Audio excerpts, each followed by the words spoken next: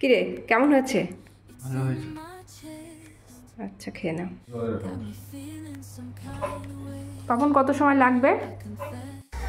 আমি বেশ খানিকক্ষণ ছাদে বসলাম, এবার নিচে যেতে হবে। গুড মর্নিং এভরিওয়ান, আমার নতুন একটি ব্লগে আপনাদের প্রত্যেককে স্বাগত জানাই। বাবান যাবে ও ঠাম্মা বাড়ি, ওর জন্য ওকে আগেই খেতে দিয়ে দিলাম। আজ বানিয়েছি প্লেন ধোসা আর বাদামের চাটনি, ধনেপাতা পুদিনা পাতার চাটনি। এখন ওকে ডাকি। বাবান খেতে বসে গেছে। কিরে কেমন হয়েছে? ভালো হয়েছে। আচ্ছা খেয়ে নাও। সুবিরাজ বাজার থেকে এনেছে, দেখুন একটা কি বড় লাউ এনেছে, আর এটা ফুলকপি, বাঁধাকপি, ফুলকপি, আর কি কি এনেছে, ক্যাপসিকাম, শসা, লেবু, টমেটো, আর মাছও এনেছে। মাছগুলো বের করে নিই। এটা কি, এটা তো পাবদা এনেছে। ও একবারে অনেক রকমেরই মাছ নিয়ে আসে, যাতে প্রতিদিন বাজার করতে না হয়। প্রতিদিন তো সময় পাই না, সকালবেলাটা ব্যস্তই থাকি, ওর জন্য একবার নিয়ে আসে। আমি আবার ফ্রিজে রেখে রেখে কদিন করি। এই যে এখানে এনেছে বাটার, আর কি এটা পাবদা, আর এটা রুই।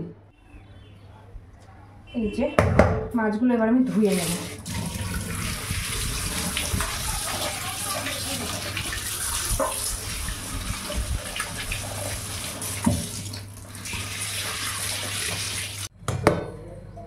আজকে করব রুই মাছ রান্না, তার জন্য মাছগুলো একটু আমি আলাদা করে নিই। আর 6 পিস করলে হয়ে যাবে দুবেলা। এই যে করবো, এটা রেখে দিই। আর এই মাছগুলো সব সংরক্ষণ করে এগুলো রেখে দেবো ডিপে ভরে। ও আরেক পিস আছে, ঠিক আছে, এটার মধ্যে দিয়ে দিই।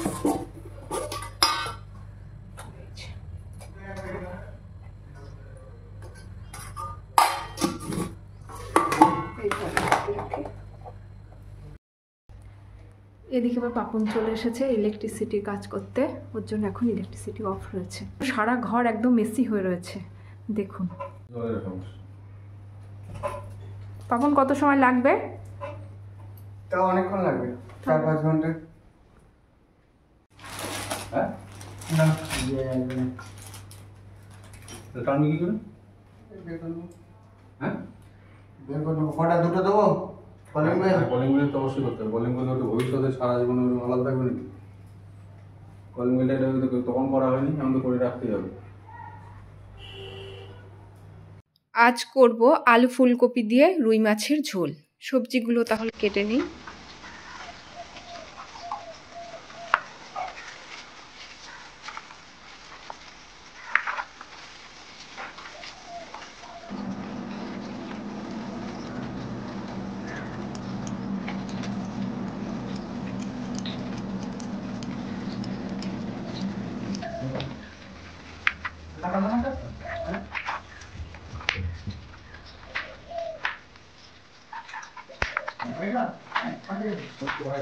ফুলকপিটা 10-15 মিনিট গরম জলে ভিজিয়ে রাখি।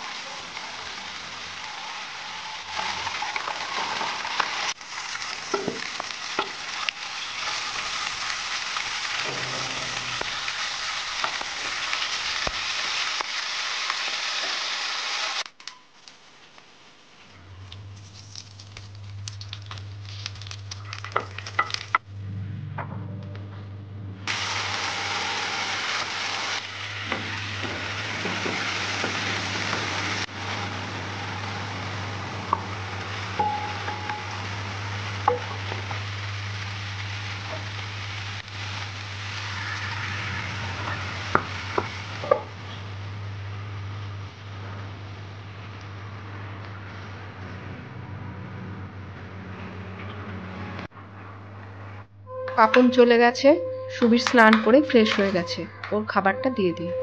ও দুপুরে খাবে স্যালাড, ফ্রুটস আর একটু টক দই।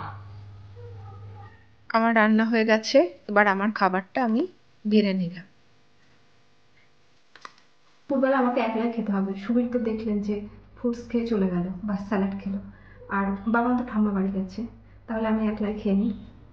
আজকে তেমন কিছু রান্না করিনি, আজকে ফুলকপি আলু দিয়ে রুই মাছের ঝোল করেছি, আর কিছু করিনি। অবশ্য শীতকালে এরকম তরকারি হলে আর কিছু লাগেও না।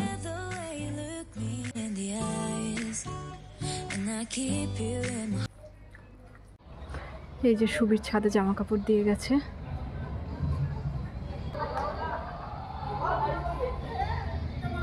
আর সুবীর এখানে আবার জুতোও নেড়ে দিয়ে গেছে। আমি বেশ খানিকক্ষণ ছাদে বসলাম, এবার নিচে যেতে হবে, জামা কাপড়গুলো তুলবো, আবার পরানো রয়েছে। বাবান সন্ধ্যাবেলা ফিরে আসবে। চলুন দেখাই, ছাদে যে গাছগুলো কেটেছিলাম আমি, ছেটে দিয়েছিলাম বিশেষত, সেই গাছগুলো কেমন পাতা গজিয়েছে নতুন, সেটা দেখায়।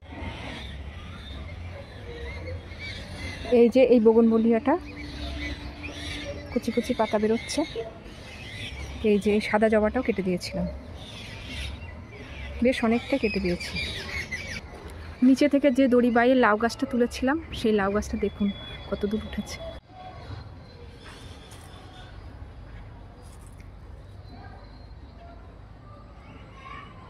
তাহলে জামা কাপড়গুলো তুলে নিই, আর ব্লগটা এখানেই এন্ড করলাম। আপনারা প্রত্যেকে ভালো থাকবেন, সুস্থ থাকবেন। ধন্যবাদ।